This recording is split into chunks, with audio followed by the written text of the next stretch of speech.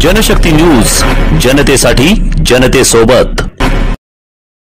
बदलापूर पूर्व येथील एका नामांकित शाळेत 2 चिमुरड्या मुलींवर लैंगिक अत्याचार करण्यात आल्याची धक्कादायक घटना घडली आहे।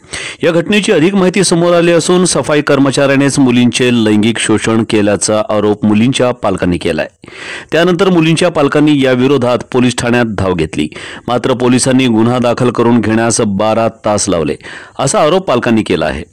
यावरून पोलीस प्रशासनाविरोधात संताप व्यक्त होता संबंधित वरिष्ठ पोलीस निरीक्षकाची तडकाफडकी बदली करण्यात आली आहे। तसेच बदलापूर पोलीस ठाण्यात 2 नवीन पोलीस निरीक्षक दर्जाच्या अधिकाऱ्यांची नियुक्ती करण्यात आली आहे। या प्रकरणी शाळेने माफीनामा देखील दिला आहे। या प्रकरणी आज बदलापूर बंदची हाक देण्यात आली। आंदोलन सुरू असून पोलिसांचा कडेकोट बंदोबस्त तैनात करण्यात आला आहे। या बदलापूर बंदमध्ये रिक्षा चालक, व्यापारी संघटना, स्कूल बस चालक देखील सहभागी झाले आहेत। घटनास्थळी सध्या पालकवर्ग, शाळा प्रशासन आणि पोलीस प्रशासनाच्या विरोधात घोषणा देत आहेत।